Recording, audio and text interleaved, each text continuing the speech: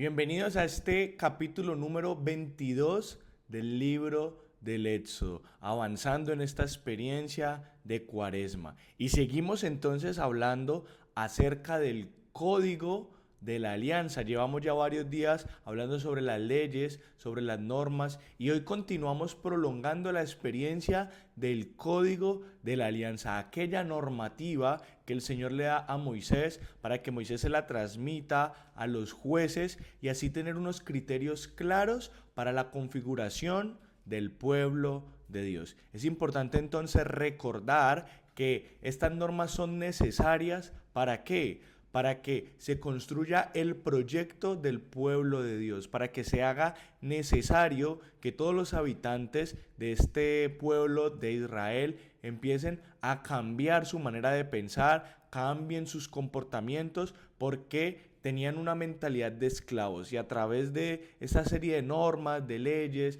de códigos, lo que el Señor va a ser purificar la mente de todas las tradiciones, de toda la cultura, de todos los comportamientos que los habitantes del pueblo de Israel traían de las tierras egipcias. Hoy vamos a hablar especialmente de la parte de la retribución y de la parte, digamos, de los ladrones, cómo operaba en el código de la alianza esta parte de los ladrones. Recordemos que en los 10 mandamientos, en el decálogo que está en el capítulo 20, el Señor dice: no robarás. Es un mandamiento claro, pero ¿qué pasa si alguien roba? Aquí entonces vamos a tener el sentido de justicia, el sentido de retribución sobre aquellas personas de la comunidad que se atrevían a robar. Y lo primero que habla es de que aquellos hermanos, aquellas personas del pueblo que roben, tienen que devolver no solo el valor robado, sino hasta el 200 o hasta el 500% de más. ¿Por qué? Porque tiene que pagar por el daño que hizo, por los días que dejó de ganar. Aquí usted se va a escuchar mucho en la palabra, en este coso que hablan mucho de bueyes. ¿Qué pasaba con los bueyes? Los bueyes eran la fuerza bruta del campo. Entonces cuando se dice si alguien roba un buey, si alguien lleva a pastar un buey, o sea, como que uno se refiere mucho a la palabra, a los animales bueyes, en la palabra de Dios se refiere es porque el buey era el que ayudaba en el arado, en el trabajo pesado del campo. Entonces, ¿qué pasaba? Si alguien le robaba el buey a alguien, no solamente iba a tener la pérdida material del animal, sino que iba a dejar de trabajar, le tocaba contratar personas para que trabajaran la tierra, los sueldos se iban a incrementar y todo este tipo de experiencia. Entonces, por eso el sentido social, el sentido de justicia que en el que crece o el que imparte el Señor para el pueblo de Israel es un sistema retributivo, justo, equitativo. Vuelvo y le digo, no en son de castigo, sino en son de prevención, porque es que si usted roba, si usted hurta, entonces le va a tocar pagar de más. ¿Y qué llegaba a pasar si la persona a la que sorprendían, a la que cogían robando, no tenía cómo pagar eso? Tenía dos opciones. Primera opción, se iba a trabajar de esclavo a la finca, a la hacienda, a la tierra de la persona que robó, o se vendía a alguien y con ese dinero que daban por su trabajo terminaba pagando el daño cometido. Entonces, miren como la prevención que tiene el Señor para evitar los hurtos.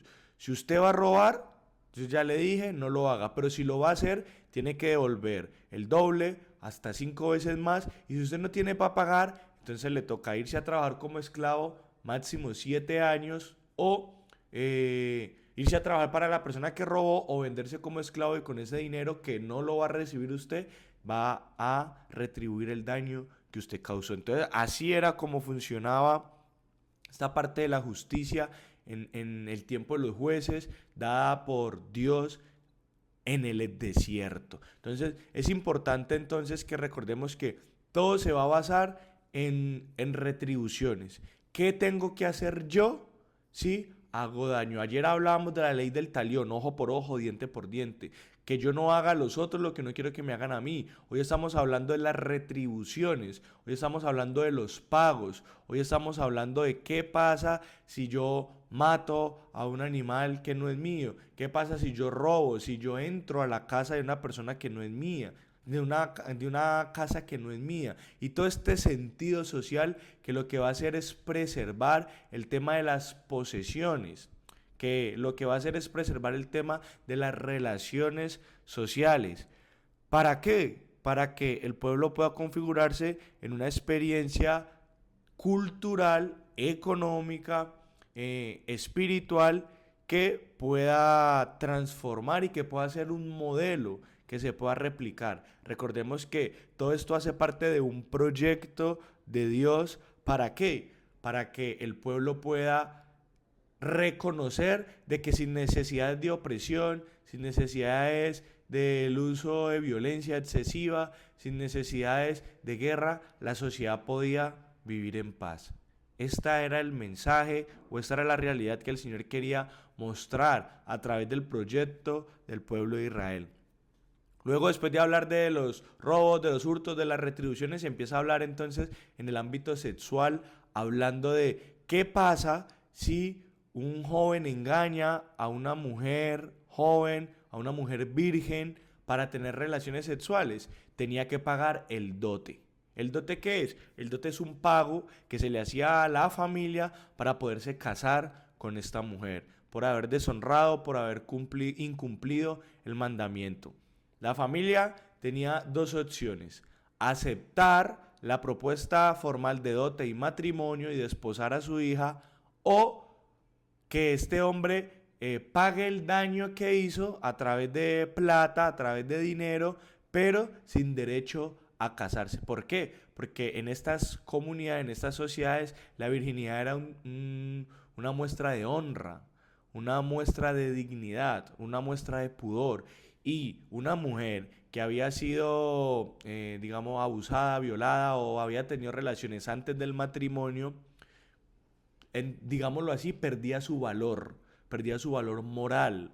¿Por qué? Porque ya no era una mujer pura, porque ya había perdido su pureza. Entonces, el tema de las relaciones extramatrimoniales, el tema de las relaciones sin haber contraído matrimonio, era un tema bastante importante y bastante especial dentro de la cultura. Por eso se blinda mucho. ¿Para qué? Para que los jóvenes no abusaran de las mujeres, para que los hombres no engañaran a las mujeres, sino que pudieran encontrar dentro de la normativa judía el matrimonio, el contrato celebrativo de la unión entre el hombre y la mujer. Entonces se habla de toda esta experiencia en el ámbito sexual, en el ámbito afectivo, para reparar los daños que se hacen de honor, de pudor, de dignidad. Luego continúa este capítulo hablando de los hechiceros. A los hechiceros no se los dejarán con vida. ¿Por qué? Porque en Egipto se practicaba la hechicería, se practicaba la magia, se practicaba la adivinación. Recordemos que Egipto era una ciudad de un país de cultos paganos, de cultos a muchos dioses, y entre esos dioses estaban los dioses de la adivinación, los dioses de la consulta y todo este tema de hechicería, todo este tema de brujería, todo este tema de hablar con los muertos. Por eso el Señor prohíbe todo tipo de prácticas que hablen del ocultismo, que hablen de la hechicería, que hablen de la adivinación, porque toda la confianza tenía que estar puesta ¿en qué? En el Señor. Que toda la confianza del pueblo de Israel tenía que depender de Dios. Y esto lo hacía más que todo era cuando ¿cómo le explico? En medio del proceso del éxodo, cuando el pueblo hace la transición de Egipto a Canaán, habían muchas personas que vivían en el desierto, los beduinos o muchas pequeñas comunidades, tanto nómadas como sedentarias, que al ver un pueblo tan grande lo que hacían era unirse a esa experiencia de éxodo. Entonces el pueblo fue creciendo, no solo porque se reproducía, sino porque habían comunidades que se iban añadiendo a esa experiencia. Y esas comunidades que se iban añadiendo, ¿qué les tocaba hacer? Cumplir cada una de estas normas, el decálogo y cada uno de estos códigos que el Señor había establecido. El Señor no prohibía que los extranjeros llegaran a participar de esto, pero ¿qué pasaba? Tenían que circuncidarse como perteneciente al rito de que usted pertenece al pueblo de Dios y tenía que cumplir las normas. Si usted estaba dispuesto a cumplirlo, bienvenido a este proyecto, bienvenido a este grupo que estamos buscando esa tierra prometida. Entonces, no solamente era para que Israel no lo practicara, sino que para que los extranjeros que se iban adhiriendo al proyecto también dejaran atrás esas prácticas paganas que habían aprendido de otras deidades, de otras comunidades o de los lugares donde se encontraban. Entonces, no solo era para los de Israel, sino también para los que se iban uniendo al proyecto, que se prohibía toda clase de hechicería, de brujería, de adivinación y todas prácticas de otros cultos paganos. Se habla también del bestialismo. El que tenga relación sexual con bestias morirá. Vuelvo y le digo, se habla de que en tierras cananeas habían cultos, algunos dioses, que implicaba el acto sexual con animales.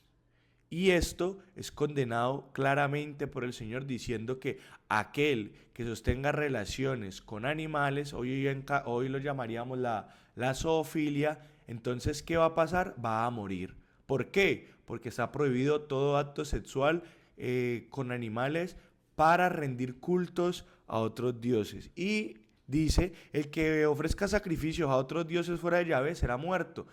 El monoteísmo. Recordemos que el pueblo tenía que hacer la transición de politeísmo a monoteísmo. Tenía que hacer la transición entre adorar cultos, dioses paganos a través de celebraciones cultuales, a solo adorar al Señor. Recuerde la alianza.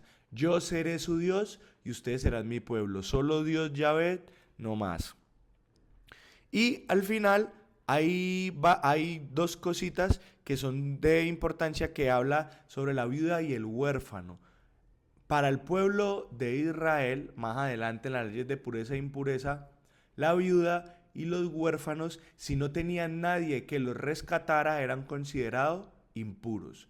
Es por eso entonces que Dios dice, yo soy el Dios de huérfanos, yo soy el Dios de viudas, a tal punto que si usted llegaba a despreciar, llegaba a darle la espalda a una viuda, a un huérfano, lo que dice la palabra de Dios era que Dios te iba a hacer morir a espada. ¿Para qué? Para que tu esposa y tu hijo quedaran viudos y huérfanos y pudieran vivir en carne propia aquello que tú despreciaste. O sea que el Señor se pone bastante serio en esta realidad de la viuda y los huérfanos. ¿Para qué? No desamparen al pobre, no desamparen al necesitado, porque si tú te das la espalda y te haces el de la vista gorda, entonces tú te vas a morir y tu esposa va a quedar viuda y tu hijo va a quedar huérfano para que vivan en carne propia el desprecio que tú acabas de hacer por uno de ellos. Es importante entonces que podamos nosotros reconocer la importancia que el Señor le daba a los desamparados. De hecho, este término más adelante se va a conocer como los anahuim, los pobres de Yahvé, aquellas viudas, aquellos desamparados, aquellos huérfanos que no tenían nadie que los había rescatado y que van a adquirir una espiritualidad de los pobres de Yahvé, los anahuim. De hecho, se dice que María, la Virgen María, la madre de Jesús, al enviudar con José y al quedar Jesús huérfano, adoptan esta postura y esta espiritualidad de los anahuim, de los pobres de Dios, que es algo que más adelante vamos a encontrar en los evangelios. Al final el Señor termina diciendo que no maltratarás a los extranjeros para recordar de que ustedes también fueron extranjeros en Egipto. Y así como a usted no les gustó que Egipto los esclavizara, así mismo ustedes no van a esclavizar ni a oprimir a los extranjeros. Y se habla, finalizando esto, de la usura.